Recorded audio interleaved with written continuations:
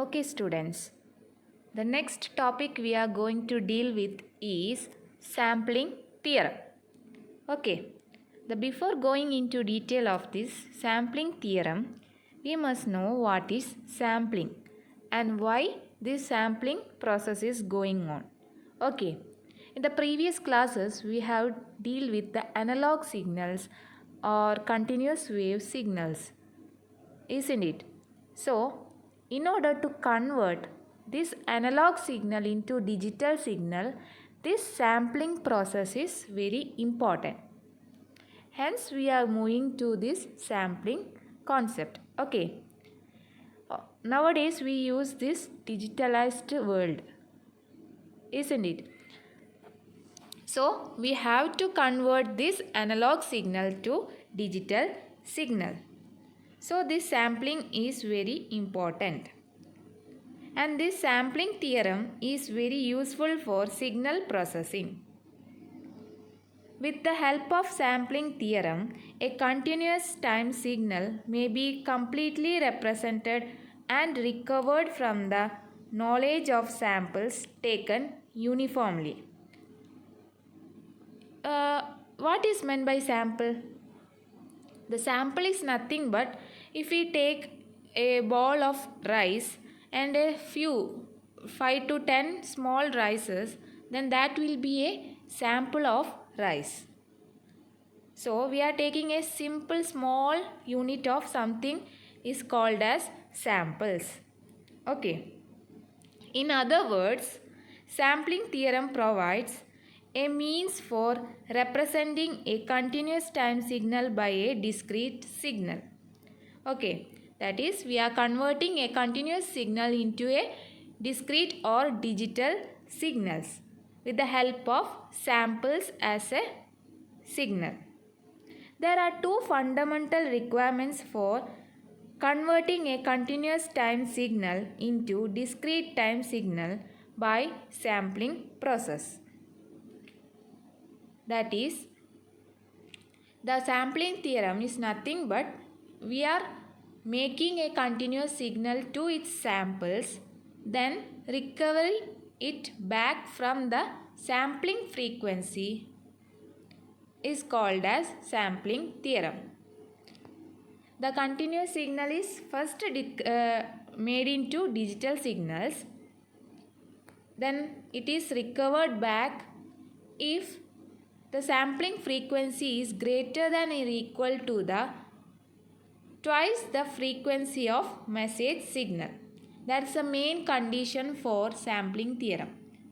And if you are asked to write the sampling theorem, you must state that a continuous time signal can be represented in its samples and can be recovered back when sampling frequency fs is greater than or equal to twice the highest frequency components of a message signal, that is fs is greater than or equal to 2 fm. Okay, for the sampling has to be taken, the condition is fs is greater than or equal to 2 fm. Here the fs is nothing but sampling frequency. In which frequency the samples has to be taken is the frequency of sampling signals. Should be greater than or equal to 2 fm. And this 2 fm I have told in earlier classes while discussing the bandwidth. Okay. And the fm is the message signal frequency component, highest frequency. This is a definition of sampling theorem. Okay. And the two fundamental requirement is nothing but first one, a sufficient number samples of signals must be taken so that original signal is represented in its samples completely.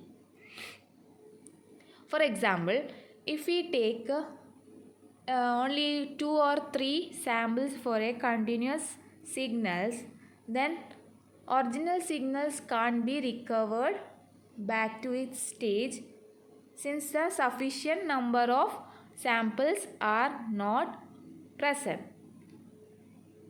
Okay. That's the first condition. The second condition is it should be possible to reconstruct or recover the original signal completely from its sample.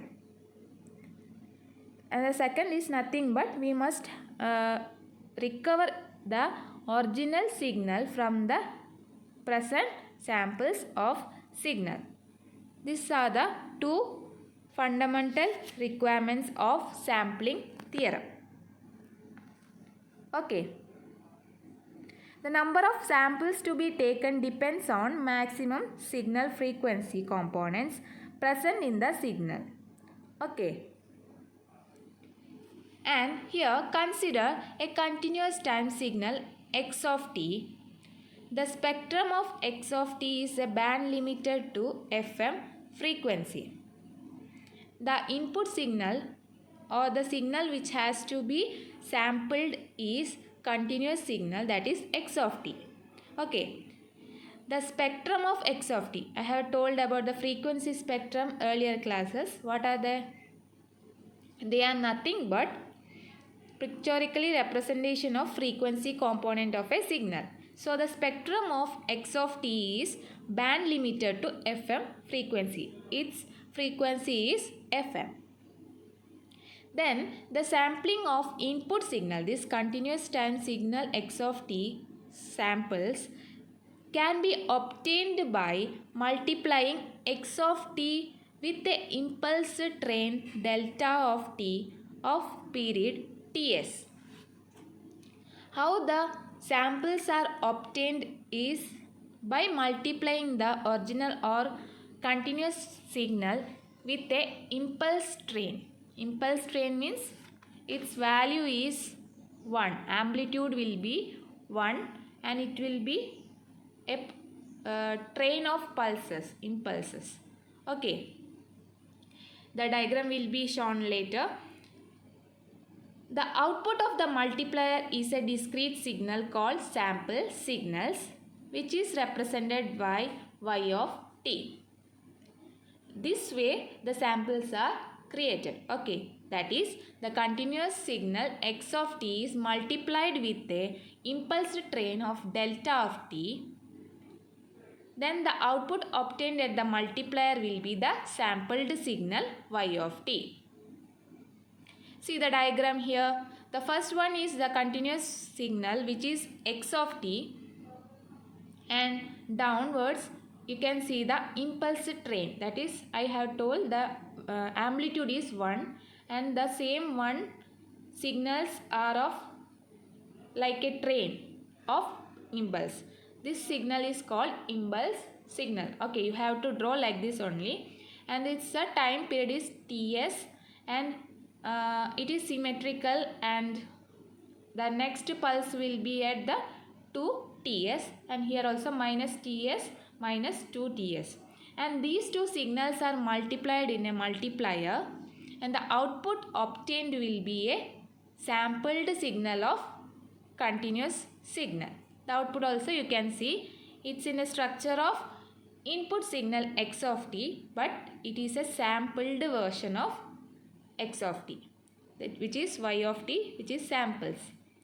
Okay, and the at bottom level you can see that x of capital X of omega is a frequency spectrum of the signal x of t, and y of omega, what will be that? It's a frequency spectrum of sampled signal. Okay, it will be a repeated version, sampled versions of x of t. Okay, the sampled signal takes the period of impulse. The process of sampling can be explained by the following mathematical expression. Sampled signal is nothing but it's a multiplication of continuous signal into a impulse pulse train. Okay, which is y of t is equal to x of t into delta of t. To reconstruct or recover x of t, we must recover input signal spectrum x of omega from the sampled signal spectrum y of omega, which is possible where there is no overlap between the cycles of y of omega. See this diagram. You can see the y of omega. There is no overlap between the triangle shape. Am I right? That is, it is a continuous wave triangle. If it is possible, then we can recover the signal, original continuous signal from this signal. Okay. That is told here. Nothing but we can recover input signal spectrum from the sampled signal spectrum y of omega. The possibility of sampled frequency spectrum which different condition is given here. See this diagram. Here second diagram is the perfect sampling. As I have told earlier diagram, it is a perfect sampling where there is no overlapping. It is a continuous wave. Okay, in the first section, first diagram, here the Fs is greater than 2Fm. The main condition of sampling theorem I have told is that which one? Fs is greater than or equal to 2Fm. If Fs is greater than 2Fm, the samplings are obtained, but what? There is a gap between the samples. That is called as oversampling. It is oversampled. Okay. And the second condition is Fs is equal to 2Fm. And here the perfect sampling occurs. Okay. And the third condition is Fs is less than 2Fm. Here this sampling, from these samples we can't recover the original signal x of t because there is overlap between the samples, which is called as undersampling condition. So in exam sometimes it will be asked that you that explain the condition, different sampling conditions. So you have to explain this with this diagram. Okay.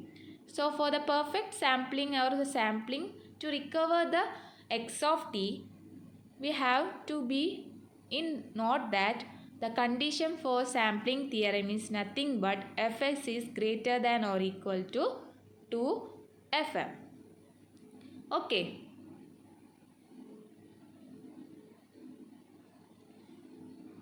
The sampling theorem's significance, next one, is nothing but why the sampling theorem is important.